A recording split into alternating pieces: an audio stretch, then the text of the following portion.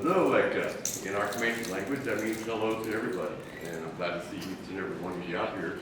As Comanche people, a lot of our history has been passed down to what's called oral traditions. And that consists of story, song, and dance. And a lot of the things that I'll share with you today are things that have been passed down to me.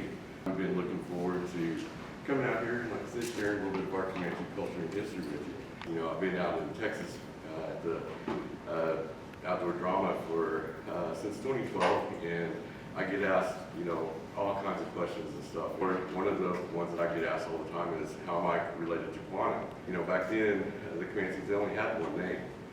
Quanah didn't take on his mother's last name of Parker until he went to the reservation. You know, Quanah had 7 wives, and his first wife, her name was Waco. Quanah was my grandfather's grandfather, to put it the easiest way. I get asked a lot too about what we're wearing.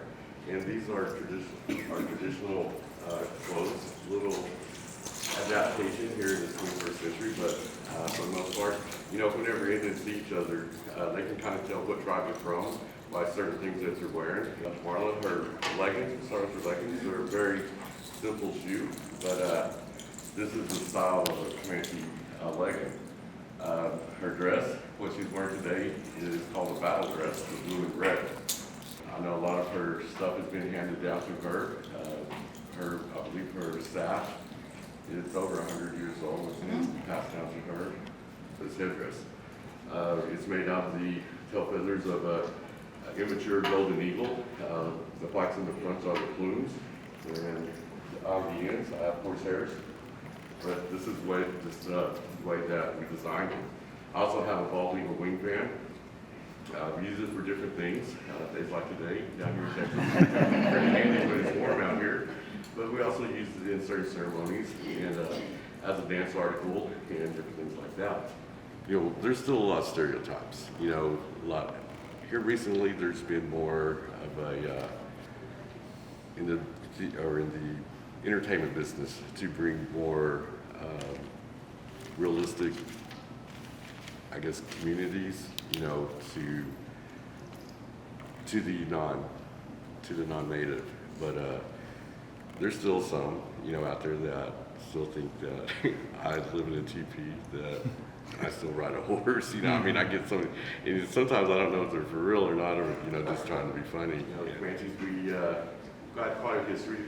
We're actually a fairly new tribe compared to some of the other tribes. Before we were the Comanches, there's a tribe of Indians in the Upper Great Basin, and they're called the Shoshone. And it said during this time frame, there's a great dispute. I've heard many stories on how this dispute started, but as a result, one group decided to disband from the Shoshone tribe. They started migrating south.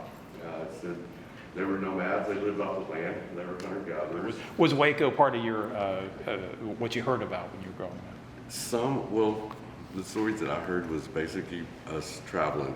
I mean, passing through, and the Quahadas, you know, we're mainly in the panhandle of Texas. They followed the buffalo herds. That was their main staple of life. And when the herds were down this way, we come down this way. You know, we followed them.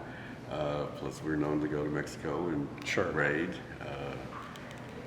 There's a lot of captives that came from Mexico, and a lot of the families, you know, they know the stories, but they don't tell a lot of them. But I know their trade routes were here, out into Mexico. But over time, their language would evolve into its own. They would come across another tribe of Indians up that way. They're called the Utes, and the Utes and these people didn't get along. And they got into a lot of battles, and eventually the Utes started calling these people the Comanche. And that's a Ute word. When you translate it, it means the people that are against us, or the people that are always fighting us. But this title would stick with them. They continue to migrate south. Like I said, their numbers would start to grow. Their language evolved into its own. But over to Mexico, another tribe of Indians out that way, they're called Pueblo. They fell under Spanish colonization. They're being forced to do a lot of things they didn't want to do.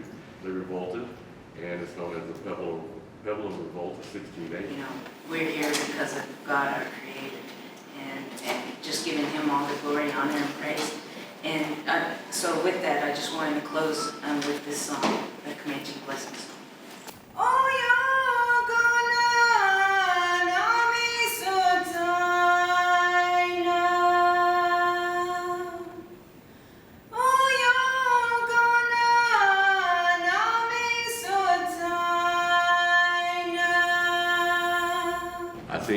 down, I mean, they still have that pride, you know, being a Comanche of Yeah. where they came from. Sure. And I think it still exists in probably all Comanches, you know, to a degree. That's a good thing. We were a pretty arrogant tribe to begin with, you know, because when we came down, I mean, we moved the Apaches out. They were here first and pushed many of the indigenous tribes over here out because of our horsemanship abilities, and they were some fierce people.